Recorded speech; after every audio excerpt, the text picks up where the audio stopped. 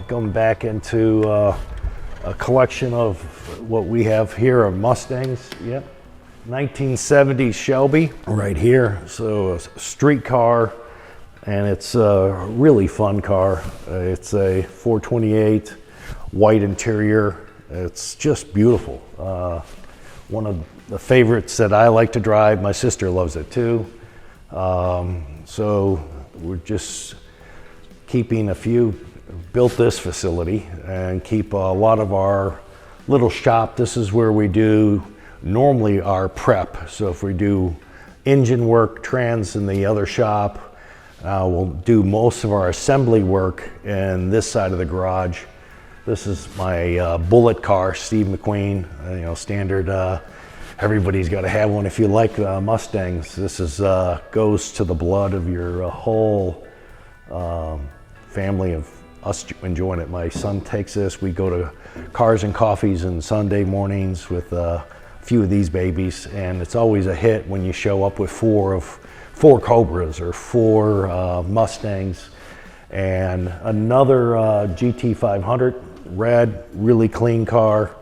As you can see, we got lifts in here, so we do a lot of prep work in this garage space in the back. And now we'll go to the main showroom.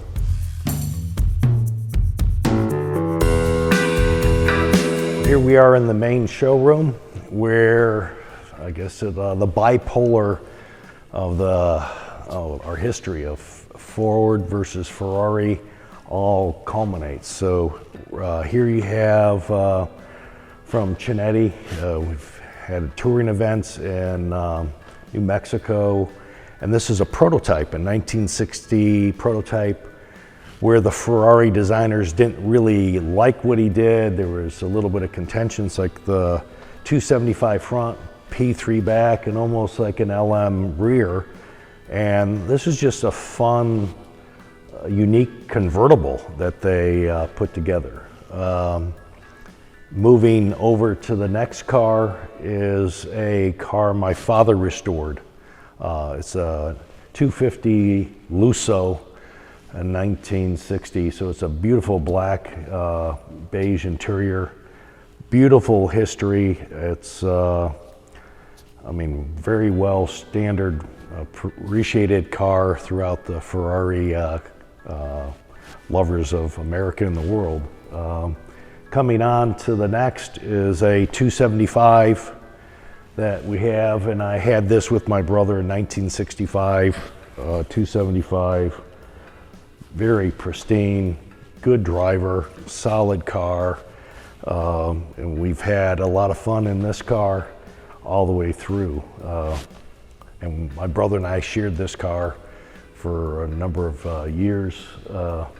Not quite driving now, he got bad COVID, but he's all good and get back to shape. Coming on to the next is our Ford GT40. So we have three original cars coming here, a big block 427, and we actually continue to race all these cars. The original 427 was crashed in Europe. They ended up making two cars out of one, and this is one of the cars, so we continue to race it even to this day. This is just a fun car to drive. I was racing endurance races last year, but they have mixed classes, and a younger Porsche I could beat them on the straightaway, but I can't outbrake them with 60-year-old brakes compared to a new Porsche car. This is a very unique car. It's started as it was titled January 1967, and did Daytona, and the livery is actually exactly how it was in 1967, unique. And we're just prepping this car got to get a brand new transmission. The weakest point of the cars back then were the ZF transmission. We're actually getting ours repaired. We were hoping to have it done yesterday, but the trans didn't arrive, but you can get a good view of the car, its uniqueness. This next car is well documented throughout. It's the 1967. It was the very first street car that was shipped out of England. And they had 7 of them. They had to, for Le Mans, have so many production cars for street and others that were not for street. And this is the very first 289. So the evolution is the 289 was the start. They went to the big block and won Le Mans. And then Ferrari complained, so they shifted back to the Gurney Westlake 302. So it's sort of a history of the full combination of everything that Shelby did with Ford versus a Ferrari. So we go back to the modern GT, and then I still have the newer car, but not with me right now. So this is all sort of the princess of the collection. And it goes back to, you know, we were in the middle of, before the Ford and Ferrari movie came out, we lived it for a long, long time. This is a 1964 250 LM. It is a showcase car, beautiful. I mean, it is to drive this. I've been on the highway.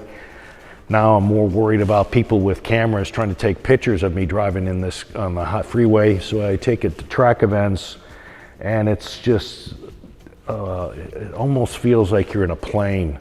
The transmission, you feel it, it's right behind you, and it's a different feeling than the Ford. The Ford GTs are loud, have a monster deep throat. This is just a beautiful V12. It's beautiful to look at. It's a combination of art, everything from, you can almost taste when you're driving it, the engine, you can smell it, you can hear it. It's just beautiful. So almost every sense appreciates this car on how it lifts up. It's like 14, I don't know, 11 or 12 feet tall. So you can't always lift even the engine to get access in some garages. So it's a big V12, beautiful car.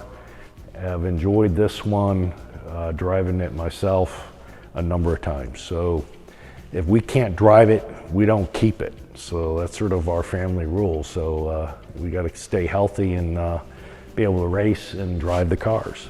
Moving on to another, everything is sort of linked. If you look at this garage, it's all, you know, we're half French, so you see a lot of wine, but it all has to do with appreciation of the car in Le Mans. This was a one-off. The only Spider that remains is a Pegaso, and it was a 1953. In 1953, Pegaso announced that they broke the world speed record of reaching 200 kilometers an hour, and Ferrari contested it. It was then contested. They had to bring and ship the car to Belgium, where it was proven that they didn't beat 200. They actually did 213. So that little bit of tyranny of, like Ferrari, we love them both bipolar, and then you see things that competed with Ferrari, and that was very unique. And it's a beautiful car, big V12. It's just big, great sounding engine, and it's the car that was in Le Mans 1953. The other 2 sister cars, the other driver crashed and lost his leg. So they pulled the cars for the race on Saturday.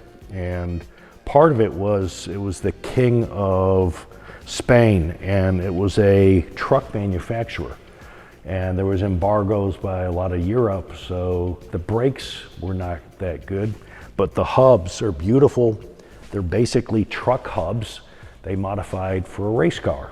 And that's what's so unique about this unique car. This is, along with our racing, one of the things we do is we like to have a street car paired with every race car. So we have a number of 289 race cars. So this is my street car, 289 Shelby Cobra. And then you go to the big brother is the big block. This was a competition car that was racing that, most of them have all had incidents. I haven't had a race car. If you're racing competitively, there could be little dings and dents. This one had one. Now it's all fully restored to a street version, so I could have a big block and a small block for when we just do cars and coffee, Sunday morning drive and relax and catch up with other Cobra Club members and vintage events.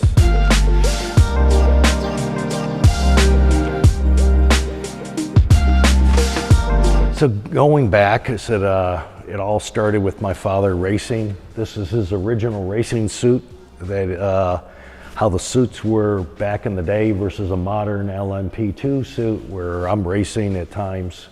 And I did 2 seasons with the Asian Le Mans series. But that's his original racing suit. I jumped in it and practiced when I was a little 18 years old, and I would try to qualify for him when it wasn't quite as complicated with insurance. And here's sort of just our race prep room. So we got all of our modern racing helmets, spare engine, but LMP2 racing suits, which is, we're basically a racing family. So that's the main difference as a collector. We drive today. We're going to be driving next weekend at COTA at Circuit of the Americas. It's a great technical track, and we race the vintage classes, and we've raced modern. By modern, I've raced the LMP2 and podiumed with a number of podiums at throughout the world. So.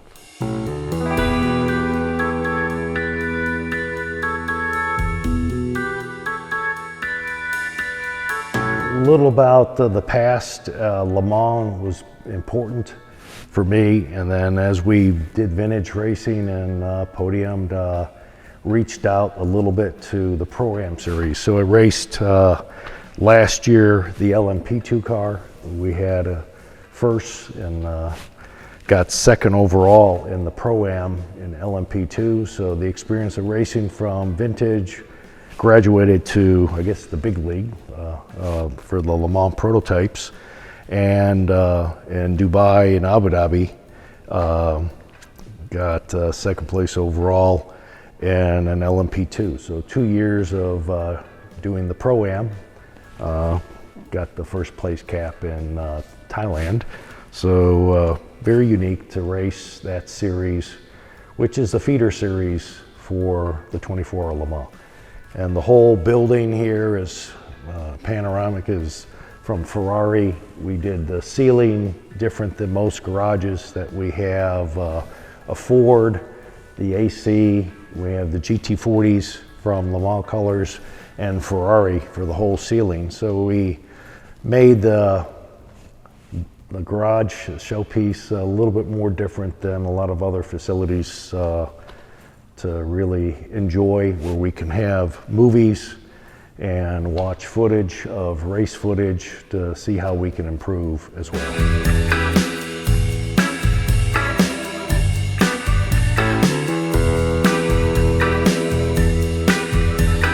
I'd like to thank you for coming out this beautiful fall day to see our collection, a little unique as far as a family with a lot of racing.